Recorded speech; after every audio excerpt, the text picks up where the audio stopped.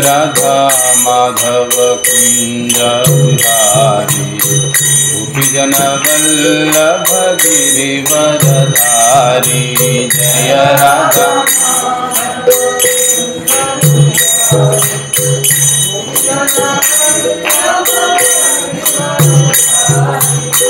यशोदानंदन व्रज जनरंजन। यशोदा ओ यशोदानंदन व्रज जनरंजन। यशोदा यमुना तीरवनचारी। यमुना ओ यमुना तीरवनचारी। यमुना जय राधा माधव कुंज बिहारी गोपीजन वल्लभ गिरिवरधारी। जय गोपीजन वल्लभ गिरिवरधारी। यशोदानंदन व्रज जनरंजन। यशोदा यशोदानंदन व्रज जनरंजन। यशोदा यमुना तीरवनचारी। यमुना ओ यमुना तीरवनचारी। यमुना जय राधा माधव कुंज बिहारी गोपीजन वल्लभ गिरिवरधारी।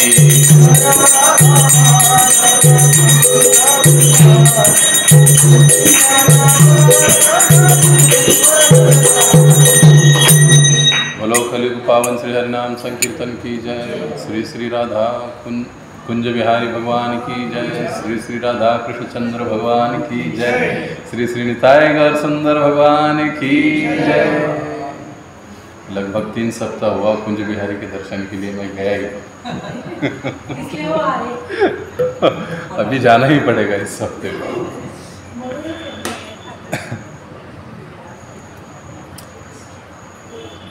भोग को नहीं लागे, भोग लागे 6th। ओम नमो भगवते वासुदेवाय।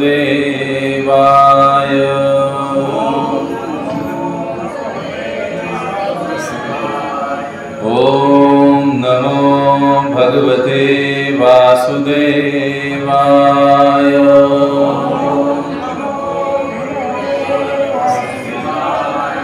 ओम नमो भगवते वासुदेवाय।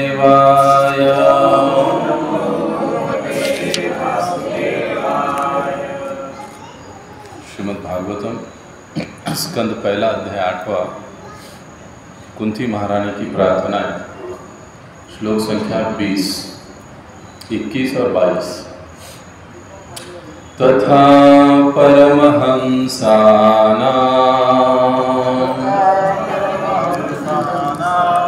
मुनीनां अमलात्मनां भक्ति योग विधानार्थं कथं पश्येमहि स्त्रियः तथा परमहंसानां मुनीनां अमलात्मनां भक्ति योग विधानार्थं कथं पश्येमहि स्त्रियः तथा परमहंसानां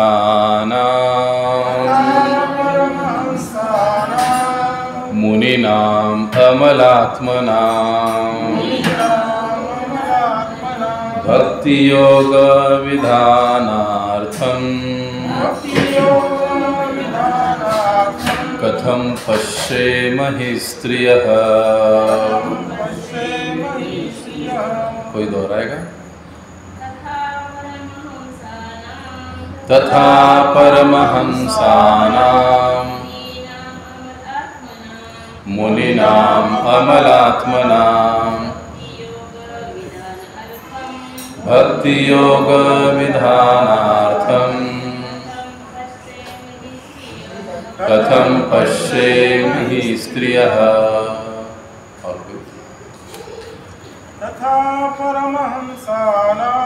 तथा परमहंसानां मुनीनाम् अमलात्मनां भक्तियोग विधानार्थं कथं पश्येमहि स्त्रियः।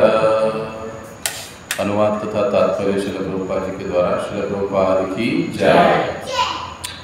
आप उन्नत अध्यात्मवादियों तथा आत्मा एवं पदार्थ में अंतर करने में सक्षम होने से शुद्ध बने विचारकों के हृदयों में भक्ति के दिव्य विज्ञान का प्रसार करने हेतु स्वयं अवतरित होते हैं। तो फिर हम स्त्रियां आपको किस प्रकार पूर्ण रूप से जान सकती है।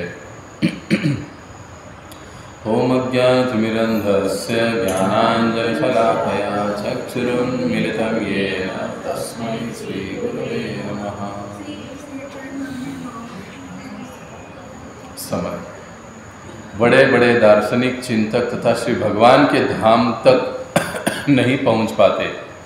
उपनिषदों में कहा गया है कि परम सत्य परमेश्वर बड़े से बड़े दार्शनिकों की चिंतन शक्ति से परे है। वे महान विद्या या महानतम मस्तिष्क द्वारा भी नहीं जा सकते। उन्हें वही जान पाता है जिस पर उनकी कृपा हुई हो।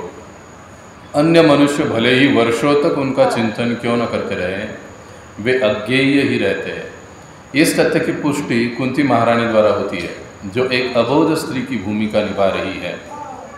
स्त्रियां सामान्य रूप से दार्शनिकों की तरह चिंतन नहीं कर सकती, लेकिन उन्हें श्री भगवान का आशीर्वाद प्राप्त है, क्योंकि वे श्री भगवान की श्रेष्ठता तथा सर्वशक्तिमत्ता पर तुरंत विश्वास कर लेती है और बिना किसी संकोच के नतमस्तक हो जाती है। श्री भगवान इतने दयालु हैं कि वे केवल ऐसे व्यक्ति पर ही विशेष अनुग्रह नहीं करते जो महान दार्शनिक होता है। वे उद्देश्य की निष्ठा से परिचित होते हैं। इसलिए प्रायः किसी भी धार्मिक उत्सव के अवसर पर स्त्रियां बड़ी संख्या में एकत्र होती है।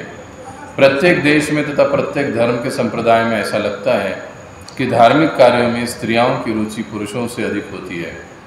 श्री भगवान के सत्ता की स्वीकृति की यह सरलता निष्ठा रहित धार्मिक दिखावे से कहीं अधिक प्रभावशाली है।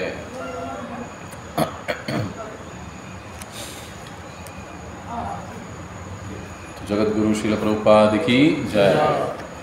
कुंती महारानी भगवान श्री कृष्ण को प्रार्थना कर रही है, जैसे पिछले श्लोक में हमने देखा था, पिछले रविवार को,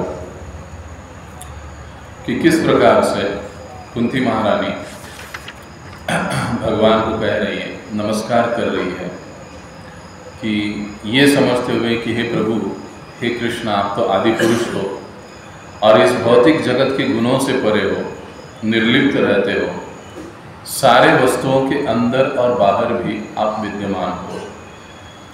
इस प्रकार से कुंती महारानी भगवान की स्तुति कर रही है। पिछली बार हमने वो चित्र आंखों के सामने तैयार किया था कि भगवान रथ में बैठकर हस्तिनापुर से द्वारिका की ओर निकल रहे हैं। महारानी कुंती सुभद्रा पांडवों के साथ उनके दर्शन के लिए आ रही है, लेकिन केवल दर्शन उद्देश्य नहीं है, वो उनको रोकना भी चाहती है। और आगे होकर कुंती महारानी नमस्कार करते हुए उनको प्रार्थनाएं कर रही है। 18, 19, 20 हमने नहीं लिया है, वो हम इसके बाद लेंगे। लेकिन आज हम 20, 18 19 नहीं लिया है, 20, 21 और 22 हम लोग आज लेंगे। तो आज के इस 20 नंबर के श्लोक में कुंती महारानी कहती है, तथा परमहंसानाम, कि हे कृष्ण आप परमहंस। अब परमहंस मतलब क्या है? किसे परमहंस कहते हैं? जो पदार्थ और आत्मा में अंतर कर सकता है, दोनों को एक नहीं मानता, उसे परमहंस कहा जाता है। तो ऐसे परमहंस जो मुनिगण हैं, जो ऋषिगण हैं, जो ज्ञानीगण हैं, उन्हें ज्ञान प्रदत्त करने हेतु हे प्रभु आप अवतरित होते हो, कुंती महारानी कहती है। देखो, हम सभी जानते हैं कि कुंती महारानी कभी भी गुरुकुल नहीं गई, क्योंकि उस समय वो पद्धति थी ही नहीं। कुंती महारानी अपने माता पिता के साथ घर में, प्रायः सभी लड़कियां, महिलाएं, इसी प्रकार से उनका शिक्षण होता था, उनकी पढ़ाई होती थी घर में, माता पिता ही उनके अध्यापक होते थे। अब कुंती महारानी गुरुकुल में न जाते हुए भी वो इस बात को अच्छी तरह से समझती है कि कृष्ण कोई साधारण व्यक्तित्व नहीं है। हालांकि वो तो कुंती महारानी उनकी बुआ लगती है, लेकिन हमने पिछली बार देखा कि फिर भी वो उनको नमस्कार कर रही है।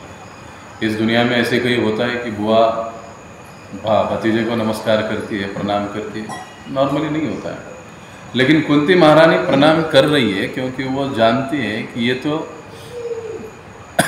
हमारा जो रिलेशन है तो भगवान उसको निभा रहे हैं, लेकिन ये केवल मेरे भतीजे नहीं हैं या केवल मेरे सगे संबंधी नहीं है, बल्कि ये तो परम पुरुष भगवान है। इस बात को वो अच्छी तरह से जानती है। परम हंसाना, यानी जो व्यक्ति या जो साधक, जो मुनि आत्मा और पदार्थ में अंतर कर सकता है।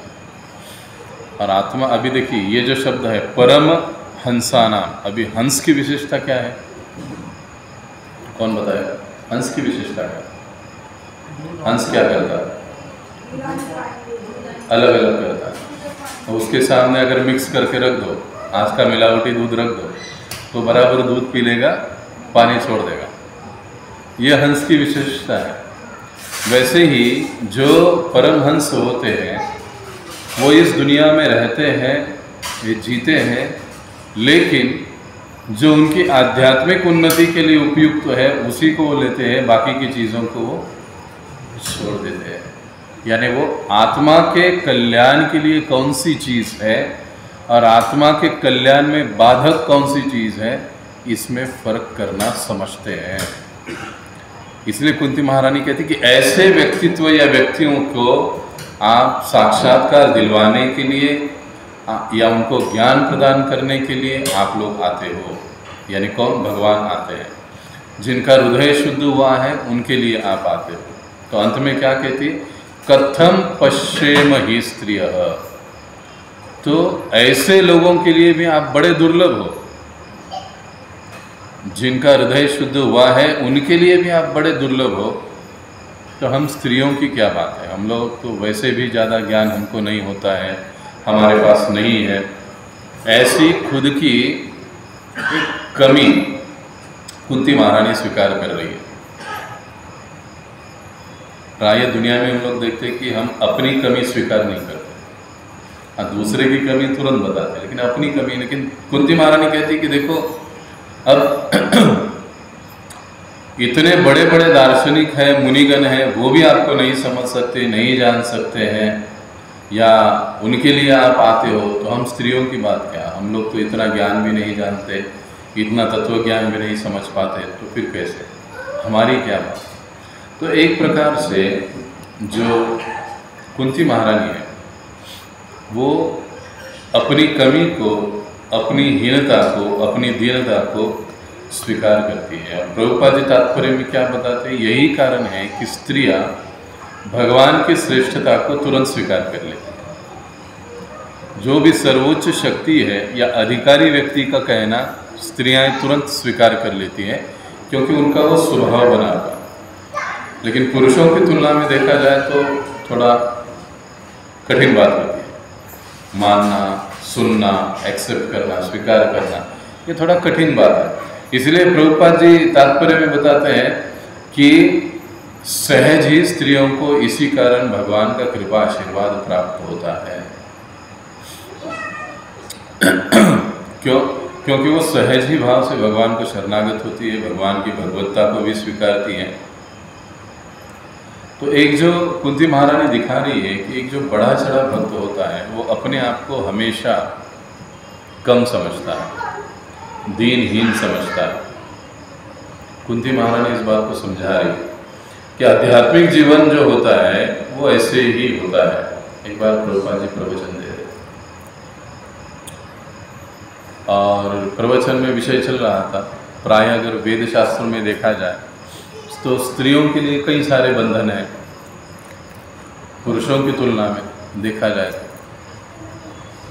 इसको कई बार विरोध किया जाता है। अब दूसरी बात, दूसरी ओर देखा जाए तो जो आचार्य चाणक्य है उनका एक जो विधान है, वाक्य है, वो बड़ा ही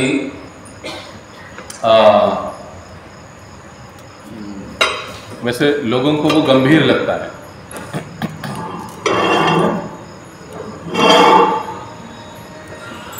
हरे कृष्ण। क्योंकि चाणक्य कहते हैं कि जो राजनीति वाले लोग हैं और जो स्त्रियां हैं उनके ऊपर कभी विश्वास नहीं करना चाहिए। बोलो श्री राधा कृष्ण चंद्र भगवान की जय। उनके ऊपर कभी विश्वास नहीं करना चाहिए। हरे कृष्ण।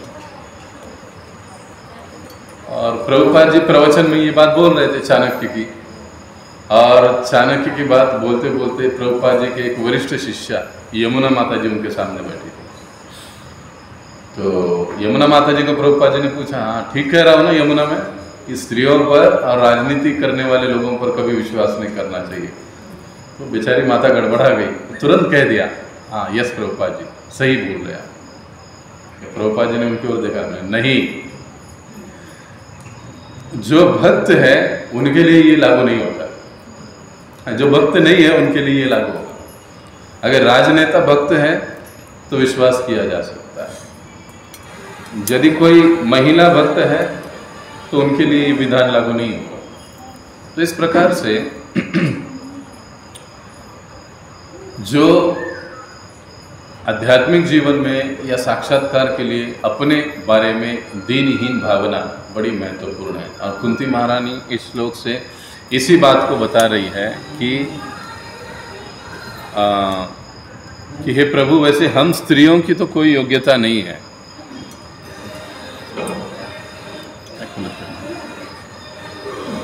ठीक,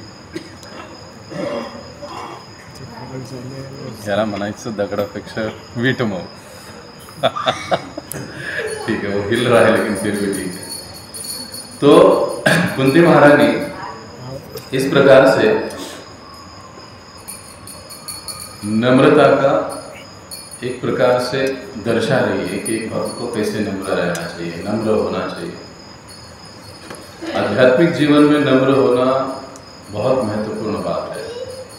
विनम्रता के साथ सुनना, विनम्रता के साथ बताए हुए बातों को पालन करना, ये जो सारी बातें हैं, नहीं ठीक है ना,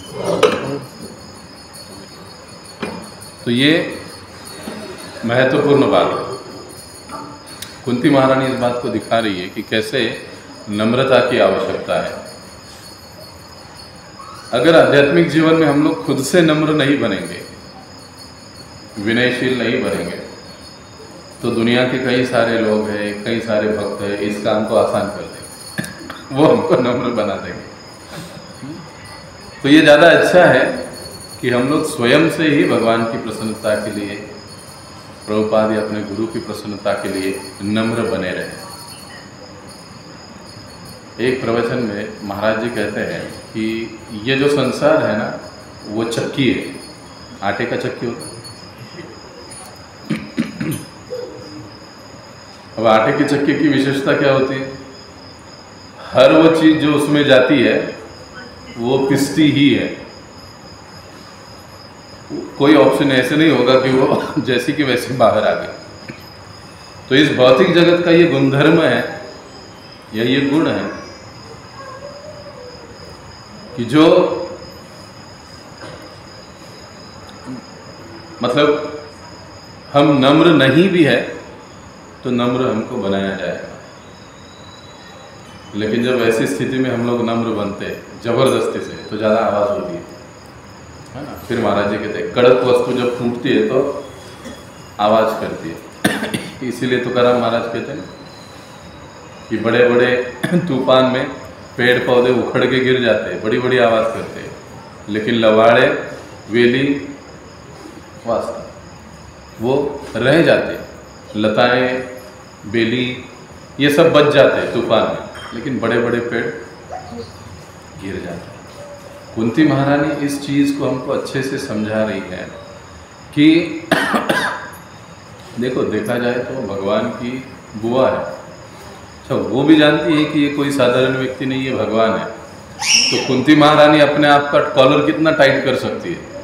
मैं कोई है ना, हमारे अगर मान लो हमारी मोदी साहब से पहचान है तो हम लोग कैसे घूमेंगे एकदम। लेकिन कुंती महारानी वैसे नहीं, वो दिखा रही है कि भक्त कैसे होता है और कैसे होना चाहिए।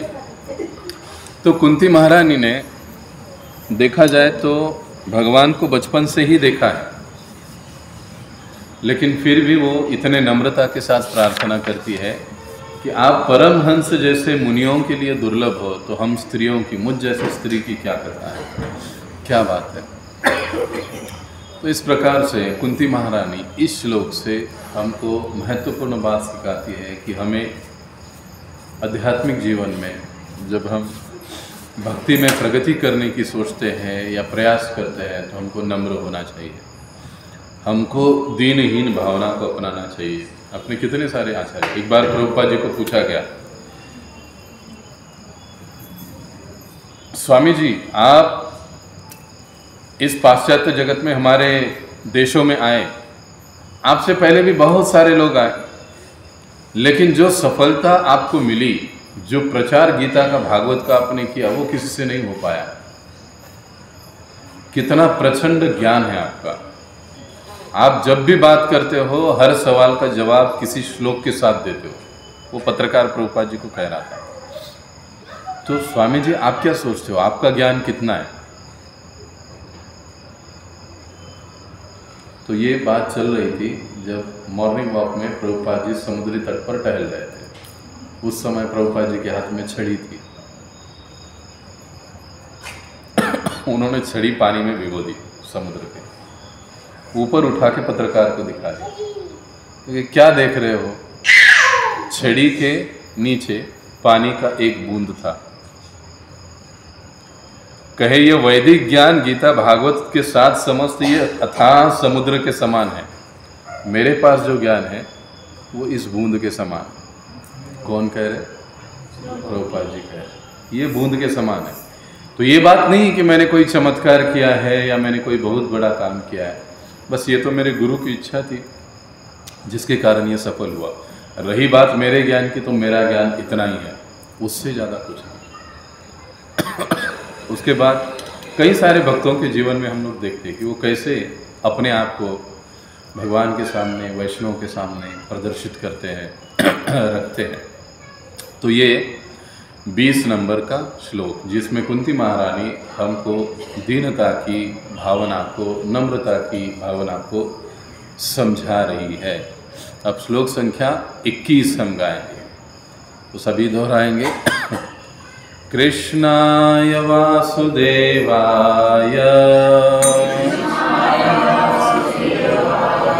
देवकी नंदनाय च नंदगोपकुमाराय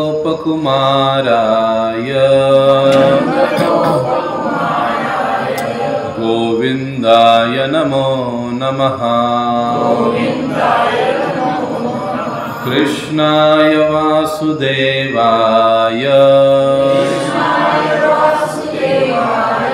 देवकी नंदनाय च नंदगोपकुमाराय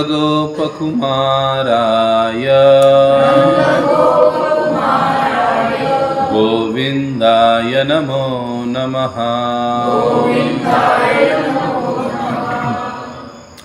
अतः मैं उन भगवान को सादर नमस्कार करती हूँ जो वसुदेव के पुत्र, देवकी के लाडले, नंद तथा वृंदावन के अन्य ग्वाल बालों के लाल एवं गौओं के तथा इंद्रियों के प्राण बनकर आए हैं।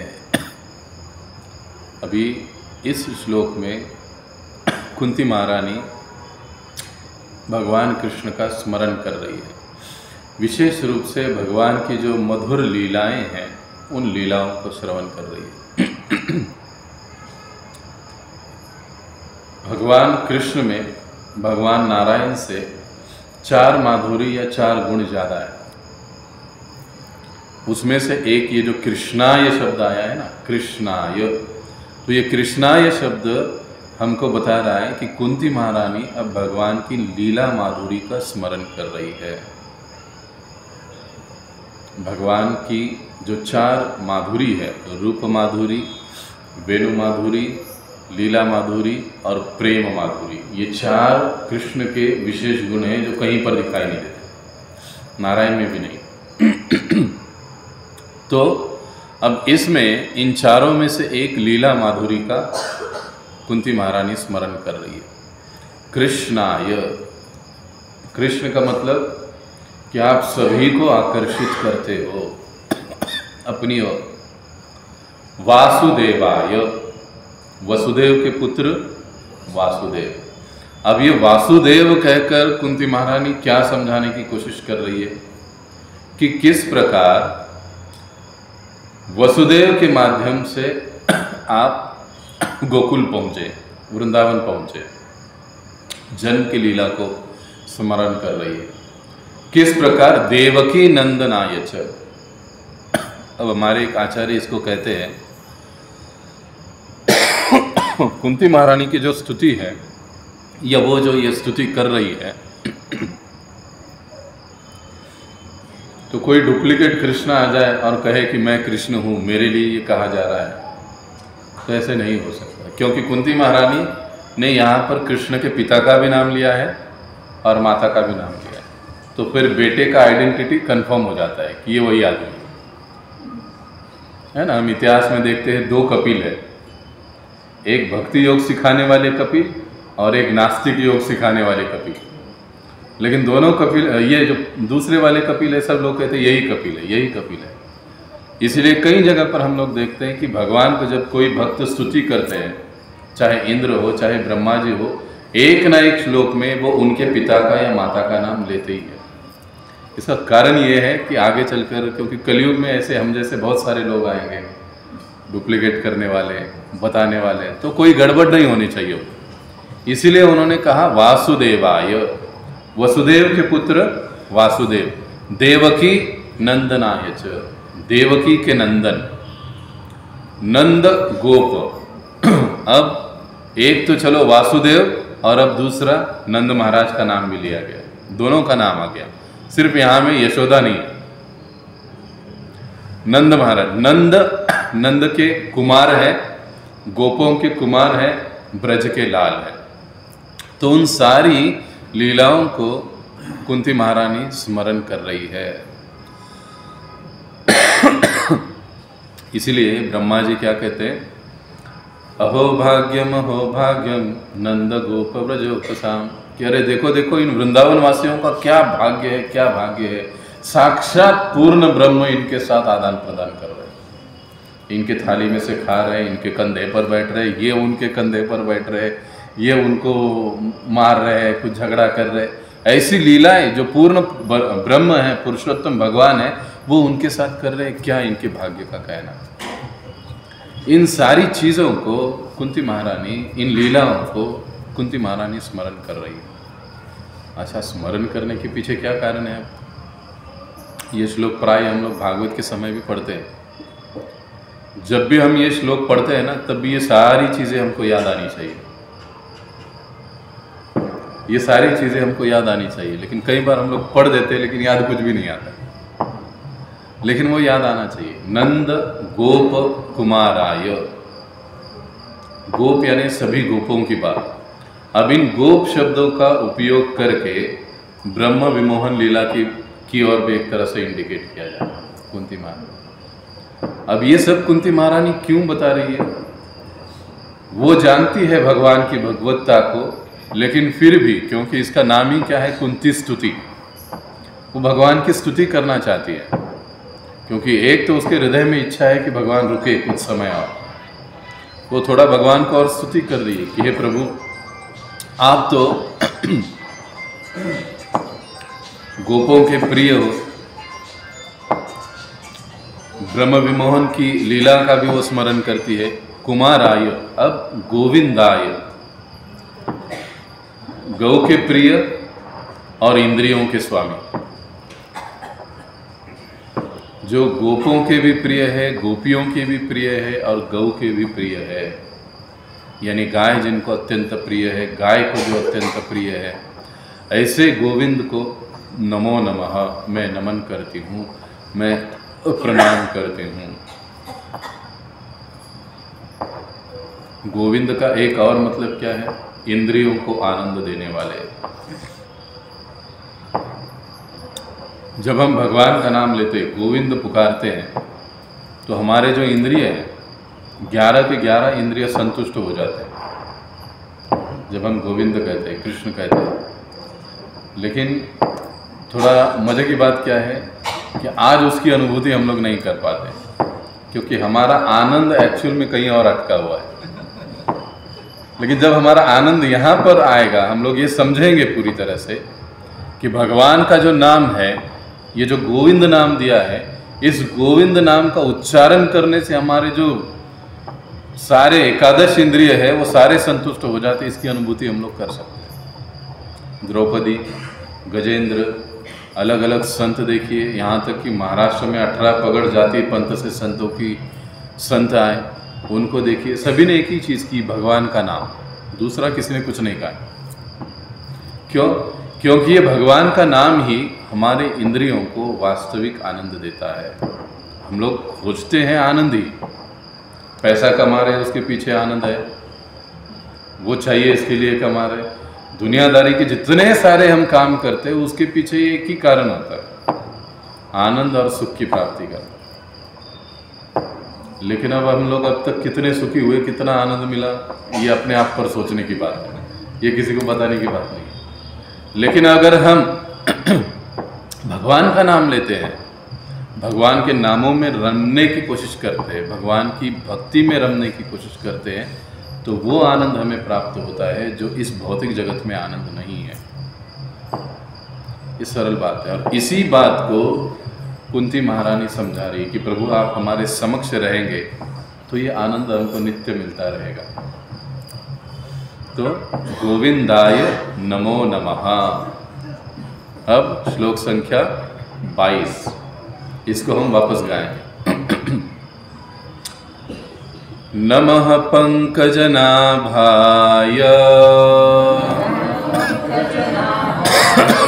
नमः पंकजमालिने नमः पंकजनेत्राय नमस्ते पंकजांग्रये नमः पंकजनाभाय नमः पंकजनामिने नमः पंकजनेत्राय नमस्ते पंकजांग्रये। पंकज शब्द का प्रयोग कितनी बार आ गया है? 1, 2, 3, 4 बार। भगवान के कई सारे नाम हैं जो पंकज के साथ जुड़े हुए हैं। पंकज का मतलब क्या है? कमल। कमल को संस्कृत में पंकज कहा जाता है। नमः पंकज नाभाय। कमल का फूल होता है, वो कैसे होता है? गहरा होता है। देखा कमल का फूल? फूल कैसे होता है? गहरा, थोडा ज्याला मराठीत बोलून तो खोल असते, उथळ नसतं. गुलाबाचं फूल बघितलं तर ते खोल नसतं, ते थोडं उथळ असतं. पण जर कमळाची फुलं तुम्ही बघितली तो कमल का फूल जब हम देखते हैं तो वो थोड़ा गहरा होता है. तो जिनकी नाभाय मतलब नाभि, पेट में जो नाभि होती है, तो आपकी नाभि कैसे है? पंकज नाभाय, पंकज के यानी कमल पुष्प के समान गहरी आपकी नाभि है. आयुर्वेद की दृष्टि से देखा जाए तो नाभि के भी प्रकार होते हैं. एक उथल नाभि होती है, एक अच्छा वो वहाँ पे हम लोग नहीं जाएंगे, एक गहरी नाभि होती है. तो ऐसे वो कहा गया है कि हे प्रभु आपको नमन करती हूँ कि जो आपकी नाभि है वो कैसे है? पंकज के समान है, कमल के समान है, गहरी है. नमः पंकज मालिने. अब क्या कहा गया है कि मैं नमन करती हूँ जो आप सदैव कमल की माला से सुशोभित रहते हो. पंकज मालिने, मालिने का मतलब मालिन मतलब माला, गले की, जिनके गले में सदैव कमल की मालाएं सुशोभित रहती हैं, उनको मैं नमन करती हूँ. तीसरी बात, नमः पंकज नेत्राय. अब जिनके नेत्र कमल पुष्प के समान है, बड़े बड़े, छोटे नहीं, बड़े बड़े, तो इस प्रकार से नमः पंकज नेत्राय, नमस्ते पंकजांग्रये. अब पंकज जांग्रये, पंकजांग्रये का मतलब क्या है? जिनकी जंघाएं कमल पुष्प के समान भरी हुई है या दिखने के लिए है. प्राय हम देखते हैं कमल का फूल कैसे होता है, नीचे थोड़ा सा कम होता है, ऊपर थोड़ा ज़्यादा होता है. तो जिनकी जंघाएं ऐसी कमल पुष्प के समान है, मैं आपको नमन करती हूँ. अब ये वर्णन हो रहा है किसका? भगवान कृष्ण का. कुंती महारानी कर रही है. अब ये भगवान के रूप का वर्णन हो रहा है. जैसे हमने कहा ना, अब लीला माधुरी हो गई पहले श्लोक में, और दूसरे में ये भगवान की रूप माधुरी, कि भगवान का रूप कैसे है. रूप पाहता लोचनी सुख झाले हो, पर भगवान का रूप, लेकिन हम कहते हैं कि भगवान को आकार नहीं है. लेकिन तुकाराम महाराज कहते हैं रूप पाहता लोचनी, मैंने रूप देखा अपनी आंखों से और मुझे सुख की प्राप्ति हुई. देखो इनडायरेक्टली संतों ने भी बता दिया कि सुख कहाँ पर है. हमारे महाराज भी कहते हैं ना, बार बार देखो, देखने की चीज़ें है. लेकिन वो क्या है? वो ये देखने की चीज़ है दुनिया में.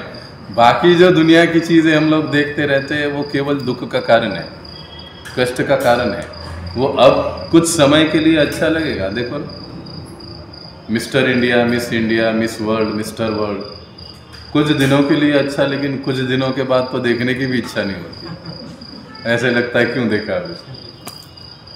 लेकिन वास्तविकता में देखने की चीज़ क्या है? वो है भगवान और भगवान का रूप, जो इतना सुंदर है. कई सारे, अब देखिए शंकराचार्य जो निराकारवादी, वो जब पंढरपुर में गए, विट्ठल को देखा तो क्या कहे? जैसे विट्ठल जी को देखा, परब्रह्म लिंगम भजे पांडुरंगम.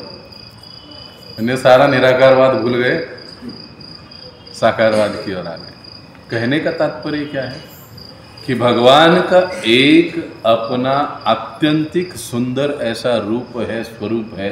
उस रूप में भगवान निरंतर विद्यमान रहते हैं, वही उनका मूल रूप है.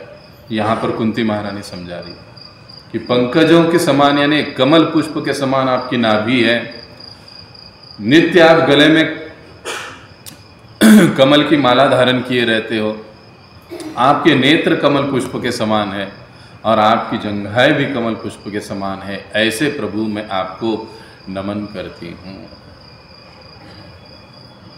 भगवान का साकार रूप कुंती महारानी यहाँ पर बता देती है, ये वास्तविक आपका रूप है. अब कुंती महारानी ने इस रूप का वर्णन किया है इसका मतलब क्या है? कुंती महारानी ने बचपन से भगवान कृष्ण को देखा है। प्रायः कैसे होता है, बचपन में सुंदरता ज़्यादा होती है, कितना क्यूट, हम कहते हैं ना बहुत क्यूट है। जब बड़े होते हैं तब वो क्यूटनेस चला जाता है, और बड़े हो जाते हैं, मेरी उम्र तक आते हैं तो फिर देखने की भी इच्छा नहीं होती। हाँ, तो लेकिन कुंती महारानी जब ये प्रार्थना कर रही है तो भगवान की उम्र 125 से ज़्यादा है, इस बात को याद रखिए। लेकिन उसके बावजूद भी इस उम्र में भी वो भगवान को देखकर वही वर्णन कर रही है जैसे उन्होंने भगवान को बचपन में देखा। ये भगवान की भगवत्ता को कुंती महारानी समझती है, इसीलिए वो उनको भगवान कह रही है, समझ रही है, जान रही है कि ये कोई मेरे केवल संबंधी नहीं है, तो पूर्ण पुरुषोत्तम भगवान है, इस बात को जानती है। अर्जुन कुरुक्षेत्र में समझ गया, देखो, लेकिन कुंती महारानी पहले से जानती थी। कुंती महारानी पहले से जानती थी। अर्जुन कब समझ गया? जब कुरुक्षेत्र में विश्व रूप देखा तब समझ गया कि अरे भाई ये तो मेरा दोस्त वगैरह कुछ नहीं है, ये तो साक्षात भगवान है। ये वो तब समझा। लेकिन कुंती महारानी पहले से इस बात को अच्छे से समझती थी कि ये कोई हमारे संबंधी नहीं है, केवल संबंधी है, लेकिन ये वास्तविकता में पूर्ण पुरुषोत्तम भगवान है, उसको जान। इसलिए जब कभी भी कुंती महारानी कृष्ण के समक्ष आती थी तो वो उनको प्रणाम करती थी। महाभारत में कई प्रसंग ऐसे आते हैं। एक बार कृष्ण कुंती महारानी से मिलते हैं, तब कहते कि बुआ आप ये जो मुझे प्रणाम करती है ना, ये लोक लाज की तरह दृष्टि से ठीक नहीं है, जन सामान्य लोग क्या कहेंगे। ऐसे कभी होता है कि बुआ प्रणाम करती है? तो कुंती महारानी कहती है कि ये सारे तर्क तुम दुनिया को देना, मुझे मत देना। ना मैं तुम्हारी बुआ हूँ ना तुम मेरे, वैसे देखा जाए तो। बोलो श्री राधा कृष्णचंद्र भगवान की जय। मैं इस बात को समझती हूँ कि आप तो ये लीलाएं कर रहे हो हमारे साथ, यहाँ पर प्रकट हो गए, वैसे तो आप पूर्ण पुरुषोत्तम भगवान हैं। तो जब भगवान ने इस बात को कहा, उसके बाद हम देखते हैं कि कुंती महारानी सामने सामने नहीं, दूर से उनको प्रणाम करती। जब भी आती तो हृदय में उनको प्रणाम करती है कुंती महारानी अक्सर। और अभी यहाँ पर तो सभी के सामने वो प्रणाम कर रही है कि मैं आपको नमन करती हूँ, मैं आपको प्रणाम करती हूँ। कितनी बार उन्होंने नमः शब्द का उपयोग किया? 1 2 3 4, एक ही श्लोक में 4 बार नमन हुआ है। नमस्कार करना, नमस्ते करना, ये भक्ति का एक अंग है। इसलिए भगवान गीता में कहे माम नमस्कुरु। क्या है वो श्लोक का शुरुआत? मन मना नहीं, मन मना भव मद्भक्तो मद्याजी माम नमस्कुरु। राइट, माम वैश्यसि सत्यम ते प्रतिजाने। तो नमस्कुरु, नमस्कार करना, ये एक भक्ति का अंग है जो कुंती महारानी यहाँ पर दर्शा रही है। तो यहाँ पर हम रुकेंगे, किसी का कोई प्रश्न है तो आप पूछ सकते हैं।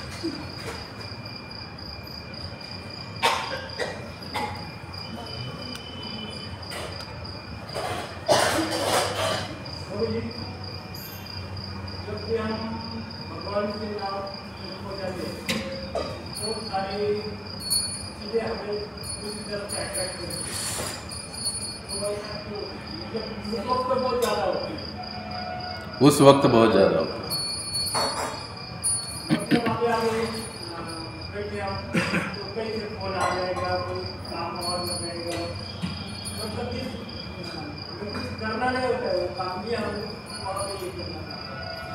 दो चीज़ें, एक हमारे प्रभु जी कहते हैं कि ये जो है ना, ये रोतड़ू बच्चा है, रड़कवा, ते रडलं की त्याला घ्यावंच लागतं। तब जब हम भगवान का नाम ले रहे हैं तो उस समय इस बच्चे का कुछ तो करना चाहिए, तो वो अट्रैक्शन कम हो जाता है, वो डिस्टर्बेंस कम हो जाता है। भगवान का नाम ले रहे, भगवान का दर्शन कर रहे, कथा सुन रहे, प्रवचन सुन रहे, तो उसकी आवाज़ बंद करो, नहीं तो वो डिस्ट्रैक्ट करे। इसको कैसे बताया जाता है? एक व्यक्ति एक साधु के पास गया, कहने लगा, महाराज महाराज क्या करूं, मैं भी आपके जैसा साधु बनना चाहता हूं, लेकिन ये माया मुझे छोड़ती नहीं, चारों ओर से मुझे आकर्षित करती रहती, मैं क्या करूं? साधु बोले, कल आ जाओ, कल सुबह सुबह आ जाना, मैं जवाब दूंगा। अब ये सोच में पड़ गया, सवाल तो इतना सीधा था, लेकिन साधु ने कल क्यों बुलाया? वो दूसरे दिन गया। दूसरे दिन गया तो देखा उस कुटिया के सामने एक पेड़ था, उस पेड़ को साधु ने पकड़ के रखा है और वो जोर से चिल्ला रहा है कि अरे मुझे छोड़ दो, मुझे छोड़ दो, मुझे छोड़ दो।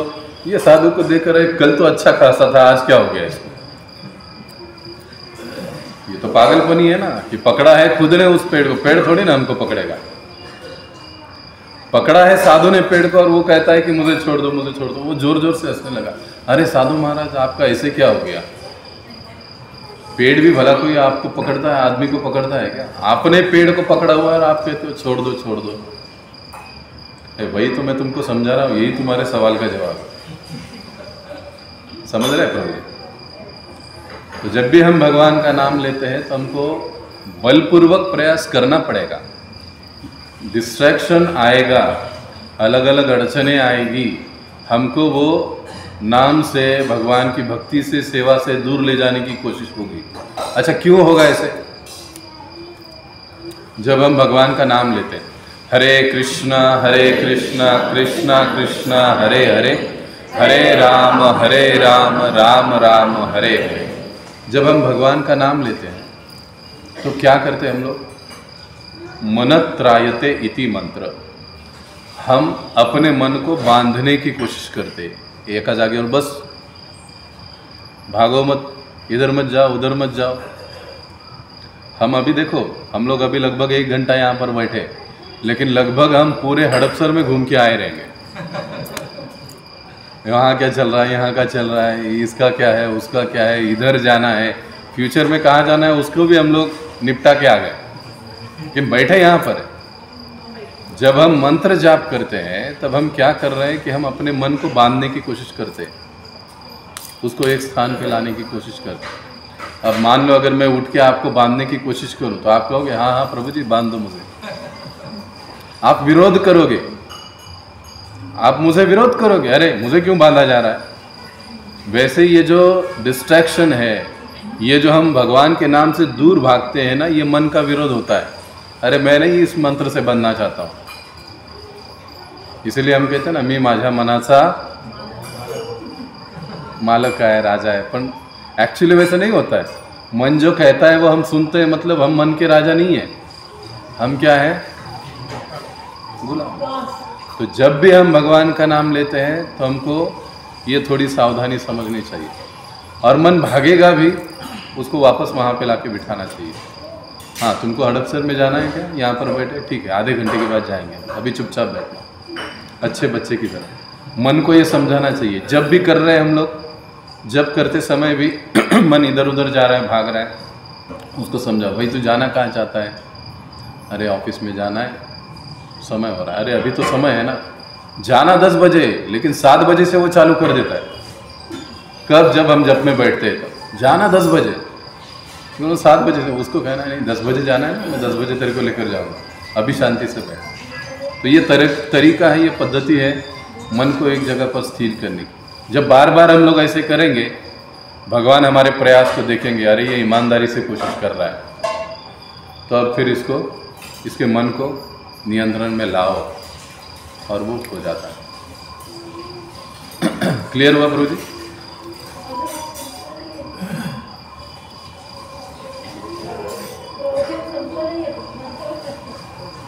तो यहाँ पर हम रुकेंगे। बहुत बहुत धन्यवाद। हरे कृष्ण। जगत गुरु श्रील प्रभुपाद की जय, अनंत कोटि वैष्णव वृंद की जय। अभी आरती होगी और आरती के पश्चात सभी के लिए प्रसाद।